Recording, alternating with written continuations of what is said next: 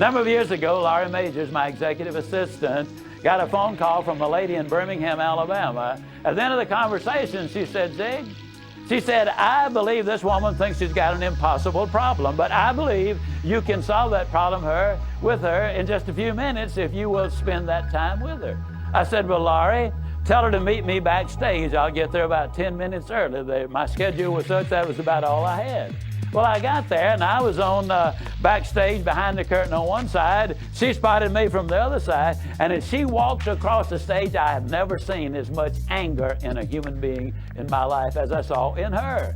She almost started crying when she saw me. She said, oh, I'm just so glad to see you. I got this horrible job. I hate it. I hate everything about it. I hate everybody down there. I mean, you talking about negative nails, she was it. She said, can you help me? Now, understand, I've only got about 10 minutes.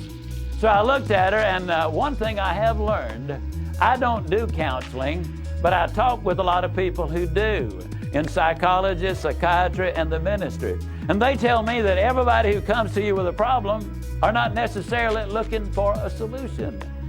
I couldn't understand that for a long time. Why do they bring you a problem if they don't want to solve it? Well, I can tell you why. They want to tell you about it, you about it, you about it, you about it, and you about it. And if you foul up the deal and solve the problem, they can't tell you again, you again. They want the attention that goes with the problem, and every company just about it has that kind of an individual. They want the attention that goes with griping and complaining. Well, I looked at the lady, and it wasn't unkindly, but firmly I said to her, yes, and you know, ma'am, I'm afraid your problem is about to get worse. She said, what do you mean?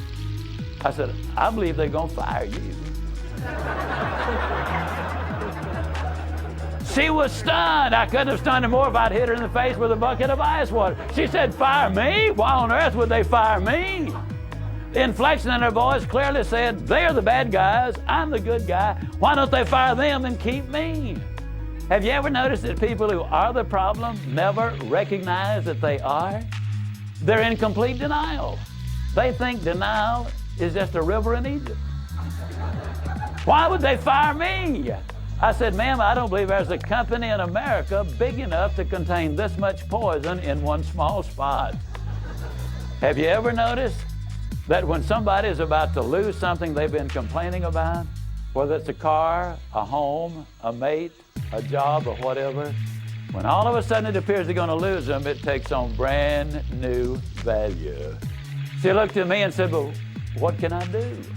I said, do you really want to know? She said, yes, I do. That's the reason I came to see you. I came looking for help, but you sure haven't been any help so far. I said, well, ma'am, I've got an idea, and I will absolutely guarantee you it positively, definitely, absolutely will work if you will just do it. She said, I'll try anything within reason. I said, okay, when you get home tonight, all of your household tasks are complete. It's bedtime. Get off in a room right by yourself. Get a sheet of paper out, and at the top of it, write, I like my job because. She interrupted me. She said, that'll be easy. I don't like nothing about that job. Don't like nothing about those people down there.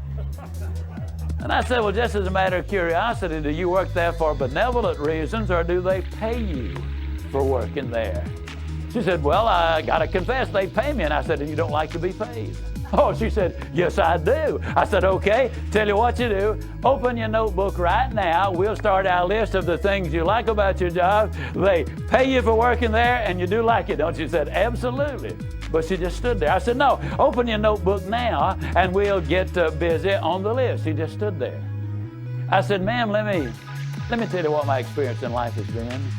I've discovered that in 100% of the cases, no exception, people who won't take step number one never take step number two. You see, she had come to me with an impossible dream. Her dream was that nice Mr. Ziglar was going to solve all of her problems, and she would live happily ever after. But folks, I got news for you. I can't solve her problems. I can't solve your problems.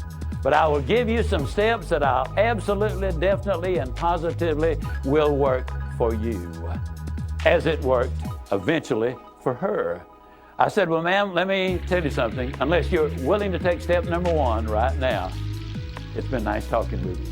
She angrily opened her notebook. Before we got through, there were 22 things she liked about her job. Not only did they pay her for working there, they paid her above average. She had 3 weeks vacation with pay. She had a retirement program. She was in on profit sharing. She had health insurance, life insurance, and accident insurance. She lived less than 10 minutes from home. She was in on management decisions. The company sent her to 3 seminars a year to be paid for. She had her own private office and parking place. 22 things that she liked about her job. Now I said, man, when you get home tonight, everything is finished. Get off in a room right by yourself, close the doors, change one word from I like my job to I love my job. Get in front of that mirror, and folks, I cannot say this strongly enough, but I'm going to try. The eyes are the windows of the soul. Look yourself in the eye, and with excitement and enthusiasm, say, I love my job because they pay me for working there. I love my job because they pay me above average for working there. I love my job because they have a wonderful insurance program. I love my job before every one of the statements. You will sleep better that night. You see, there's something hidden in what I'm saying to you now. When she says, I like my job, she's really saying, I'm grateful for my job. And of all of the emotions we can have, according to Hans Selye, the #1 stress specialist in America, the healthiest of all human emotions is gratitude. I said, you go down that list. I like my job, I love my job rather. That is a way of gratitude. You'll sleep better the first night. Tomorrow morning, when you get up, get back in front of the mirror just before you go to work. Get back in front of the mirror and repeat the process again with excitement and enthusiasm. I love my job because, and take the list with you. Because the reality is, you see, you will have started to change from a fault finder to a good finder. Some people do really find fault like there's a reward for it. They really do. Take the list with you, and you will be able to add to that list, absolutely guaranteed. Do this every morning and every night, and you will have an astonishing recovery from this advanced case of stinking thinking. Now, I didn't say that to her, but I'm saying it to you. That's what it was. It was an advanced case of stinking thinking. Well, 6 weeks later, I was back in Birmingham, Alabama. I was doing a follow-up sales seminar. Now, the lady was not in sales, but she had been listening to my tapes. She had been listening to Automobile University, and she had discovered that everybody sells. Everybody who will ever hear this is in selling. Whether you're a school teacher, a civil service worker, a military personnel, an executive secretary, it doesn't make any difference. What you do, you sell every day of your life. There she was at the sales seminar, seated on the front row, grinning so wide she could have eaten a banana sideways. I'm telling you, you're talking about somebody that was excited. She was turned on. I said, well, how you done? She grinned even more broadly and said, Mr. Ziglar, I'm doing wonderfully well. And thank you for asking. She said, you cannot believe how much those people down there have changed.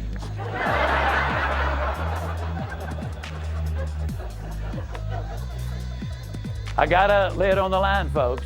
You're not going to change anybody else till you change you. Everything really does begin with you. Now, you see, the unfortunate thing, this lady had been raised in a very negative environment. First, her parents had told her that she'd never amount to anything. They said, you know, you're always late, you're always sloppy. Why can't you be like your brother or your sister or whatever? When she got married, her husband had continued it. And so her self-talk had become completely negative. Everything that she said about herself was negative. Like Dad said, I'll never amount to anything. Or like my husband says, I can't do anything right. But when she started changing the input,